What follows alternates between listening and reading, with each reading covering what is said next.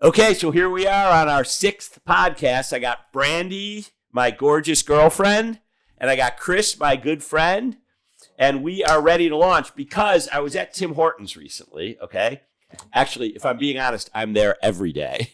But I was there recently as well as every day, and I'm overhearing these old guys, because you know how Tim Hortons is, right?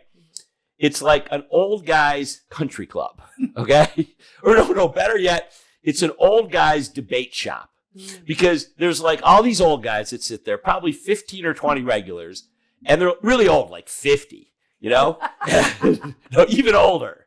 So 55. Yeah, 55. No, they're really old guys, and they're all retired, and all they do is bitch all the time, right, about politics. But on this particular day, there were like a handful of old guys I hadn't seen before. So I was kind of overhearing them while I was working. And basically, one guy was bitching about his life. And the other guys were like, dude, they didn't use the word dude. I think they said Jack. Jack, you've got more money than all of us. What are you complaining about? And he said, yeah, I do, but I'm divorced. My kids hate me. My health is terrible. My life sucks, even though I have money. And what I got thinking of is that dude needed to have a measuring stick for success in his life earlier and a plan for how to get there, right? And it got me thinking of what we used to do when I was a trial lawyer. So way back when I was in the DA's office, I was a prosecutor, and we used to do trials, right? And my philosophy or my approach was write my summation first. The summation is what you do at the end. You go in front of the jury and you're like, you should convict this guy because... And then you give all the proof that you've put in already to show that the guy or the woman is guilty. So I would do that first. Then I'd know exactly what proof I needed at trial to get there, right?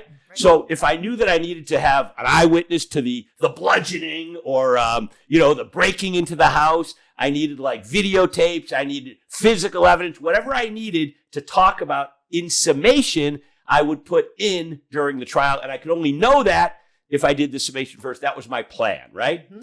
So I'm thinking to myself, this guy needed to do his life summation first, okay? Yeah. Because then he could have planned out what would have made him happy and recognized it wouldn't be just money. Right. He needed more. Apparently, his kids hate him, and he wished they didn't. So he would have said, I want a good relationship with my kids. Yep. He's divorced. He was pissed about that. I would have been better with my wife. And he's in shit health. Yeah. Maybe he could have done something about that. Yep. And before we go on, wait a second. So wait. Okay, go ahead. Go ahead. No, I want to say one other thing, which is it got me thinking about a paper I did in a philosophy class in college where the teacher was basically saying the same thing, except he didn't use the word summation. He used the word bullet points. And he's like, okay, I want all the class to bullet point out the key things in his view that would make them happy and fulfilled throughout their lives, right? Okay. So let's see how close I got, okay? Because there was a few bullet points. Number one, I wanted to be 6'4". I got to 5'6". That's like 80%, right? Pretty good. That's pretty good, right? You're on the dartboard. Yeah, right. So I came pretty close to 6'4". 2, I wanted to have a full head of hair, right? I got the shit on the side. Like, that will never go away. So I have a full head of hair here, just not here, okay? So I got that, right? Let's see what else. Oh, I also wanted to be, at some point in my life, a U.S. president. Now, I didn't do that, but in 2020, I got 3 votes. I got 3 votes for U.S. president. 3 children. Yeah, because we went in there and we just couldn't bear to pull the lever for either of them. So we wrote in my name, and I only had 2 kids with me, or I would have had 4 votes for U.S. president. So I'd say I'm close. I think you're on the map. I have some hair.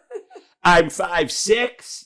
I got almost up to 6'4", and I got 3 votes for the U.S. presidency. Not bad. Not bad. Right? That's not what you really wrote in that paper, though. What did you really write? No, I didn't actually find the paper. But I thought if I had, those would have been the things that were pretty good, right? Looking back now, those would have been pretty good. But no, I didn't have that. So I interrupted you, though. What were you going to say? No, that's what I was going to ask. I was going to get. Oh, what were they? You're going to get right in. Yeah, I was going to get Okay, so wait a second. Before we do that, though, there was this rock story that you mentioned on the drive here. Sure. I got to hear that rock story. Okay, so the rock story is a measure of your priorities. So picture on this table a glass vase that's see-through. And then picture a pile of big rocks, a pile of little rocks, and a pile of sand. So the idea is the vase, the glass vase, is your life. And what are you going to put into that glass vase? And the idea is the big rocks are the big priorities. And you have to put those in first. So if you put the big rocks in first, then there's room for the smaller rocks and the sand. But if you put the sand in first, if you put the things that aren't as important to you in first, then there won't be room for the big rocks. Right. So it's priorities. Yeah. So basically, it's kind of like a life planning. Sure. But the thing about the knowing what your success vectors are is you need to know what those big rocks are. Exactly. Right. So what are the big rocks? Yeah. Well, you got to know early as possible. Like I'm 61. Yeah. You're like 30, right? That's right. At least you look like 30, right? Chris is like what, 24, 25? I keep forgetting. You're in your mid-20s, right? So, Chris, we're practically the same age. Yeah, exactly. He looks a little tiny bit older. But the point is, the earlier you can do this, the better, right? Yes. I mean, it's not too late for me, right? I can still achieve 6'4". I just need surgery. You stretching machine. That's right. And surgery. No, I always thought the surgery where they cut your shin, they stick a 8-inch metal rod in each leg, maybe 7 in one, 8 in the other, just to fuck with you. And then you're tall, right? No, okay. But you need to have your measuring stick early. So you need to know what those big rocks are, right? Exactly. But wait a second, though. Chris, at the last time you had a eulogy story, which is what, we wanted to talk about today, right? Yes, I thought about, what's the effective way to, because the most terrifying thing to me, and I'm sure a lot of people, is death, right? And No, actually, public speaking is a bigger fear than death. Which is surprising. Right. Well, not really, but what are the ways to get into that state so you make sure you have like a good guideline to what you want your life to look like, and also what are the guidelines or what your values are. So I thought, before death. Yeah, right. You want to get there. Really what you fear is regret. Yes. Before you die, fear, right? Yeah. You don't want to be in a situation where this old guy at Tim's who made a lot of money, but he's totally regretful because everything else that he seems to value in life sucks. Yeah. So it's not so much death that you fear is just before the end being like, oh shit, what a waste. Yeah, I had an older friend of mine just told me 2 days ago. He was like, well, I made a lot of mistakes and I don't want you to do that. Yeah. Good planning for you, right? So anyway, what do you want at the end? Ultimately when you core it all out, people want happiness and fulfillment, I think. What that means is different for each person, right? I bet you though there's a shitload of overlap, right? Sure. But it's happiness and fulfillment. So what's one thing when you look at your life, because really I'm giving the most guidance because I'm already at 61, right? And Chris is way back at like mid-20s. So it's kind of like we can help him figure out the types of things he should be thinking about now at his age so that he can make out his life's plan, knowing first what success means to him. So I don't end up like the guy at Tim Hortons. That's right. That's what we're doing this for, really. Exactly. You still have a chance to be 6'4", right? I think with the full head of hair. Look at that hair. He's got a full head of hair there. My growth spurt then. Right. Yeah, me too, sadly. But anyway, so what makes you happy? Healthy relationships with my family. That's a big thing, right? Mm-hmm. So if you knew then, and maybe you did, because you've had healthy relationships for a long time, you probably knew that. But if you're younger and you want to have a success metric, which is healthy relationships, you invest in those relationships, right? So, and it creates balance then, because if you know that in advance, like the old guy at Tim Hortons didn't seem to know at a young age that he wanted healthy relationships with his wife who left him and his kids who don't talk to him. And if he had known that, he would have said, yes, I'm going to invest in finances, but I'm going to spend time investing in relationships that matter to me because maybe they'll stay. Exactly. Right? And Chris, you mentioned something earlier about what is important to you, some kind of creative outlet. Yeah, that's like kind of, first I want financial freedom. Yeah. A good health. And then ultimately, like what creative success would look like for me is I'll just play in a band or have opportunities to create a movie or whatever. It doesn't have to be like a insane extreme of making it, you know. That's interesting because so what you're saying, Chris, is you want to have a creative outlet, but it doesn't really matter if you're wildly successful. Yeah. To you, the creative process is part of what you consider success in life. Mhm. So at the end of it all, when you're like that old guy of like 50 years old at Tim's, and I'll bet you was more like 80, by the way. I'm kidding because I'm 61. But anyway, you don't need to be a famous rock star. Yeah. You want to play in a band, Yeah. You know, say which you're already doing, by the way. yeah, say if like, you know, my kids don't talk to me and I didn't work, my wife and I didn't work out, at least I'll be able to play on Saturday with my band, and I would forget about it. For a I couple like minutes. that though. I like that. So he's got a little money because you financial Yeah. success or Yeah. financial freedom Financial is freedom. one of those. Yeah. And your creative outlet, which is playing in a band, is another. So if your wife leaves you and your kids leave you, you're like, I still have a little bit of money and I'm playing in a band, I right? like the way you're diversifying it a Yeah, little bit. Yeah. a little. Exactly. A little. He's not diversifying it much, Yeah. which means he has a better chance to succeed because he's not spreading You himself too can't thin. do too many Make things. some money, play in the band. Right. And by the way, he's already making some money Yeah. and playing in the band. So now you just have to make a little more money and play a few more gigs, right? Yeah. Yeah. Basically. So I've been thinking the same thing, and really it comes down to the discipline of the plan, right? Because it's one thing to say, yeah, here are my big rocks, but it's kind of like saying I want to lose weight. That doesn't mean anything because Wanting to lose weight can't be a big rock. No, it could be a big rock, but that's not enough because it won't get you there. Saying I want to have a healthy marriage, that's not enough. Or saying I want to be rich, that's not enough because you need a plan to get there, right? If I say I want to lose weight, I want to lose 50 pounds. See, that's a start. I know how much I want to lose now, right? 50 pounds. How am I going to get there? Well, I don't know. I've never had to lose 50 pounds, but I'm guessing cutting out sugar would be one of those things, right? I'm guessing cutting out processed food would be one of those things. I'm guessing walking every night and staying away from Coke and Pepsi and those sorts of things, right? But now you have a plan. So the plan, have your success metric and then a plan because your big rocks are important, but how do you get there is the key. So like I look at my own situation, right? I have, wait a second, I'm just took a couple quick notes here. Okay, so fitness. So I've always wanted to be a fit guy, right? Not crazy fit guy. I'm not spending 3 hours a day training for an Ironman, which is fine if someone wants to do that, but I don't want to be that fit. I want to be pretty fit. So I just exercise regularly, right? Now, I want to be nutritiously fit, but I've never wanted to until 75 days ago. And my diet 75 days ago was a train wreck of sugar and bread. That was like most of my diet, sugar and bread every day, right? But that's the thing. We're talking about the measuring sticks for success. Yes. Not the measuring stick itself doesn't tell you how to get there. No, It no, just tells you what you but value. you need to know what your big rocks are because think of my situation.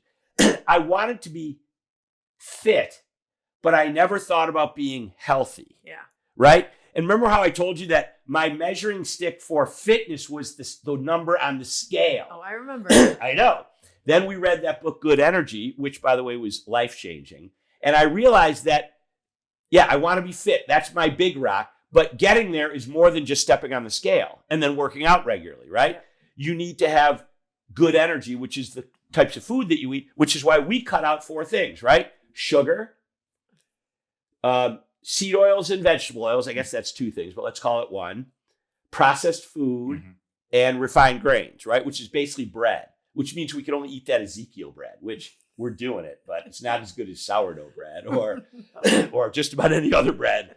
But the point is, if I had known that that was part of fitness before by having a plan, by thinking about it, I might have done that 20 years ago. But I got to say, I'm glad I didn't because I've enjoyed those milkshakes, Kit Kat bars, Twix bars, Snickers bars, donuts, But now you know better. York peppermint patties. He's gonna keep Right? going. Yeah. How I long could is keep this going. podcast? Right. KFC. But your KFC, oh my God, I love my KFC. But the point is, now that we're there and I see, so I've refined my big rock of fitness into a bit of a plan, which is both physical fitness and see, now you got me all confused with that look. No, and Healthy, cellular fitness, right? Cellular fitness. There you go. So, and then the other thing is relationships. I've wanted a hot girlfriend and I got one, right? But it's one thing to get a hot girlfriend. It's another thing to keep a hot girlfriend. And that means investing, right?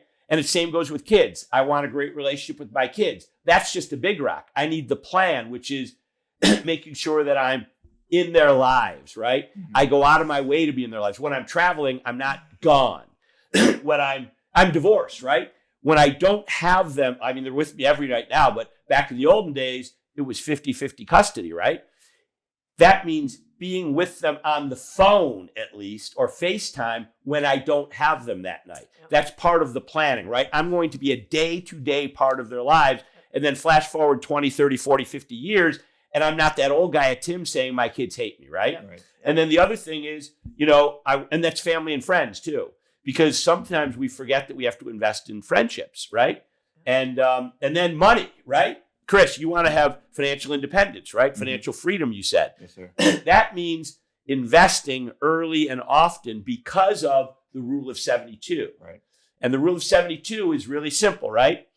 Take the number 72, divide 72 by the rate of return you're getting on your money, and that's approximately how long it will take to double, right? So if you're getting like 10% on your money, it'll double like every 7 years or so. If you get 7% on your money, it'll double every 10 years or so. But that means, Chris, if you get 7% on your money that you invest will double every 10 years. And you're like 26, 36, 46, 56, 66, you got time for 4 doubles. And just to give you a flavor of what that means, put $30,000 away. That goes to 60, 120, 240, 4. That's almost $500,000 if you put 30,000 away today and just forget about it in mutual funds. But my point is, part of your financial plan might be buying real estate. You're in real estate, right? Yep. You might buy rental properties. Yep. You might buy gold. You might buy crypto. Although I don't think crypto is an investment. I think it's more like gambling. But still have a plan at this age and then stick with it and modify it, of course, but stick with it. So those are, I guess, the little rocks. No. Oh, yeah, you're right. The little rocks are the fluff. Those are just the plan. You have to be able to identify what the big rocks are. Right. But what's the plan then? Are they the sand or the rocks? No. Those are just less important things. Like, okay. They're D items and C items. Yeah, totally. Yeah. There was a company named Miller Hyman. They created they have the daily planner thing, right? Okay. And the one thing I remember about like a 2-day course, the one thing I remember was, every day have your list of things to do and rate them A through D. Yep. Do the A's first, no matter how hard they are, because we have a tendency to want to do the easiest things first. Totally. Yeah. Do the B's second. If you have time, do the C's. Don't even pay attention to the D's. Totally. But it's kind of like the way it is in life, right? Yep. You're saying have your plan and first prioritize all your big rocks. Yep. But again, the little rocks are just fluff. That's not part of your planning. Exactly. That's not your details, right?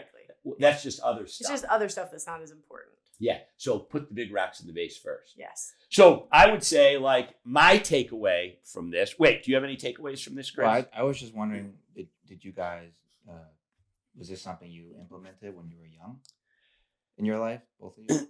That's a great question. First of all, no, because I'm clearly not 6'4", right? If I had implemented, I would have had that surgery long ago. I would have gotten a hair transplant, No, but... I did actually. I made a conscious effort. I figured you would. Yeah, well, remember, psychology major. Right. So I heard that rock story when I was in college. So that one stuck with me, right? So yeah, what are my big rocks? What are the important things for me? And having relationships, when you come into a conflict when you're 18 with your parents or your grandparents, having a good, healthy relationship with my family was important. So it's easy to say, you know what, I'm going to let this argument go because the important thing is having a relationship, not winning this stupid little argument. Right. So my plan of action is to just keep the peace and invest in the relationship. That's the way I'm going to have a healthy relationship with my family members. And it worked. Right. Yeah. And then financial stability would be my big rock. And that just means don't spend money on things that are not going to matter to me 10 years from now. I don't have a lot of gray hair, but I don't dye my hair. Right? Because that's monthly things that somebody has to do that I could be putting that money away, right? Yeah, I don't buy things that are not going to stand the test of time because I have a big rock, which is financial stability. Right. Yeah, I like that. So your basic plan is a mentality of not wasting money. Yeah. Right? Yeah. And then if you add to that, which you probably do, is investing. Or Because- spend it on the things that matter to me. Spend it on the Right. things that But are that's important. not a financial stability thing. That's a relationship thing, maybe. Yes. Or mental health thing. Yep. Right? Right. Because the saving money is part of the financial stability. Yep. But the spending money on things that matter is I spend it on my kids. Yep. Spend it on, your partner, your Yep. relationships. That's part of the relationship component. Absolutely. Or on yourself for like mental health, right? Right. Occasionally you need to do things for yourself, right? For sure. And that might be part of that plan. Well, and my third rock, right? If I have 3 big rocks, because there's also this whole thing, we could go down the list of how many priorities can a person have, Yeah. right? Well, Chris is For good. me, He only has that's true. 2. He just has the band That's and money. true. So, so he's going to kill it in this world. He'll be at Tim Hortons still strumming his drum on the table. And they're going, hey, have you seen your kids? I haven't seen them in a decade. But every Saturday night, I'm out oh, no, you're the guitar player, right? Yeah, so you're strumming. You're like the air guitar guy, I'm like every void Yeah. in my soul Right. has been healed by this guitar. Right. There you go. I like that. Oh, that's, you want to get lost in rock and roll and drift away. I mean, Maybe. not that. Give me the beat, Chris.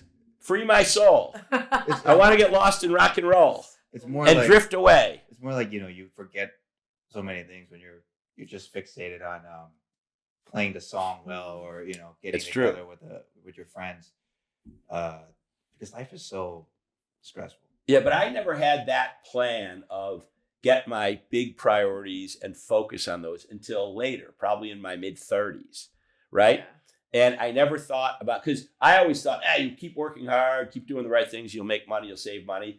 But that's not a deliberate plan. That's part of a plan, right? Because I was like you, I didn't waste a lot of money, but I wasn't investing necessarily in the right things as I would if I went back. I mean, I haven't done badly, but I could have done better. Yep. But at the same time, I definitely made a plan with respect to my kids, because I had one of those dads that didn't spend a lot of time with us, right? Mm-hmm. And that kind of shapes you, I guess, one way or the other. Oh, Either yeah. you're that dad who doesn't spend time, or you're like, oh, hell no, I'm not doing that. So I made a commitment and a plan that I was going to be in my kids' lives, and I have been. Maybe to a fault, right? Because they're all still living here, right? And they're in their mid-20s. Maybe I've been too good, right? But the point is, I did plan that not till my 30s, because that's when I started having kids, my Yeah. early 30s. Did you had to sacrifice a lot, I assume? Yes. And by the way, that's a good part of the big rock. When you know that it's an important part of your life's plan to make sure that you're in your kids' lives, you do sacrifice a lot. You sacrifice your time, which means hobbies, Mm-hmm. a lot of hobbies, and you sacrifice money. It costs way more money to be a great dad than it Yeah. does to be an inadequate dad, Right. right?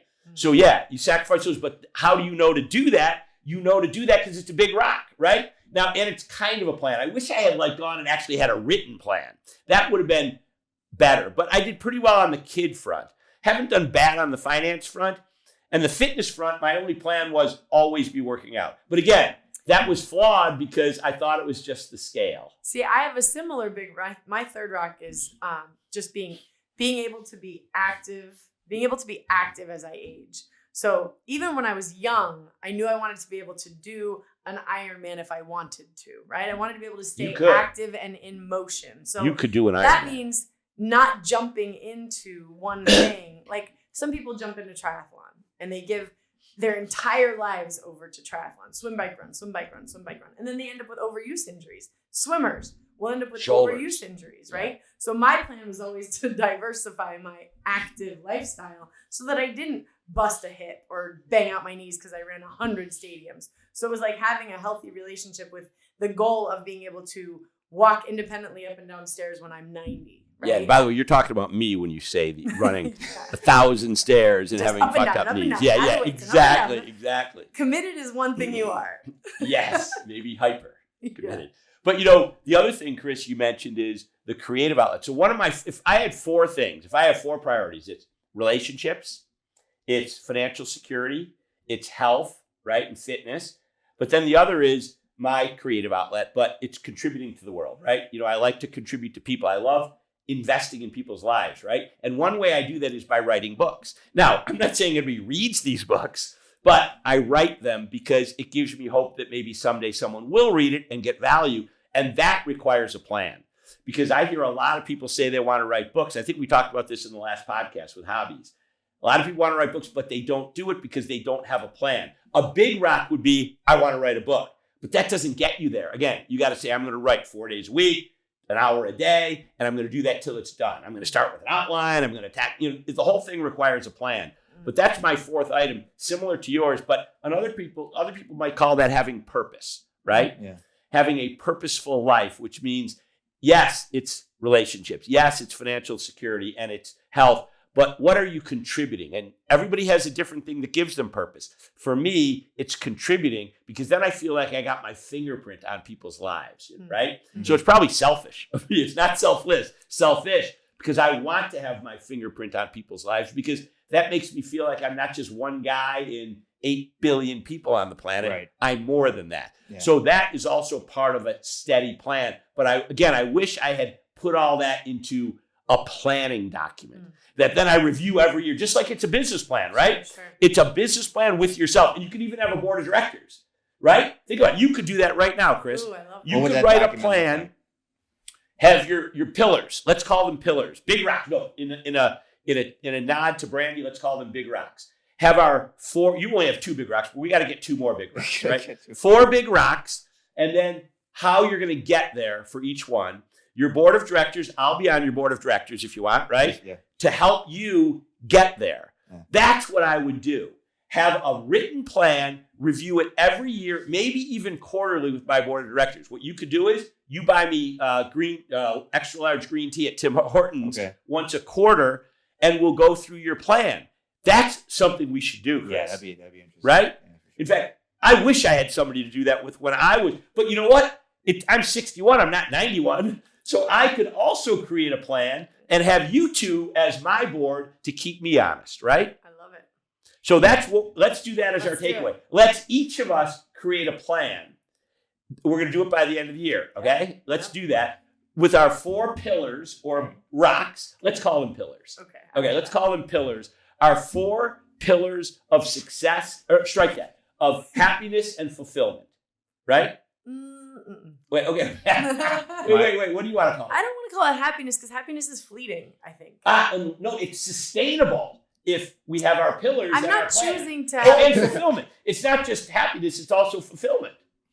Is fulfillment. I like fulfillment. I don't Okay, like happiness. okay, let's eliminate happiness. Okay. Let's call it Let's our- eliminate happiness. no, Not from the our world. fulfillment plan. Okay? Okay, I like Will that work That for could you? be another podcast. Yeah, well, that could be. Yeah, happiness could be. How do you achieve happiness? Because I agree, happiness is fleeting, and you know how choked up I get when I see happy people, because it's so fleeting, and I don't know what it does to me, but I feel so happy for them. You know what I mean? Because I know that tomorrow their life's going to be shit again. But in that moment, they're happy. Remember that what was that bar we went to that one time? That German bar, the Hofbrauhaus. Yeah. And I saw those people dancing up on the table. I'm getting choked up right now because they were so happy. And they're these young girls that are probably like, I don't know, 22, 23. And I know the shit they're going to have to go through in life because life can be hard, right? And I saw how they were smiling and laughing. And I'm getting choked up right now even thinking of it because I know that it's so fleeting. You're right. It's fulfillment that we seek, right? It's not just happiness. It's because we'll be destined to a lifetime of failure if we want sustained happiness constantly. It doesn't work that way. But we can have fulfillment. Yes. So our plan that the 3 of us are going to come up with is our life fulfillment plan. I like it. We need to know what our 4 pillars are, Yep. and then our plan to get there. And then we're going to have quarterly get-togethers to talk about whether we're staying on track. And Chris, I'm going to make a commitment. Oh, shit. Did it stop? Yeah. So we're done? No, we have to. Okay, so by the way, we just kind of clicked off for a second, so include that, right? And we're just going to wrap up now, which is we're doing these plans, and what I was going to say is I like it for Chris the most, I like it for you the second most, and I like it for me the third most because of our relative ages, right? Yeah. But I really want to make sure that we get a plan done, and then 2025, we're going to do these quarterly assessments, okay? Love it. All right. Thanks, guys. Thank you. See ya.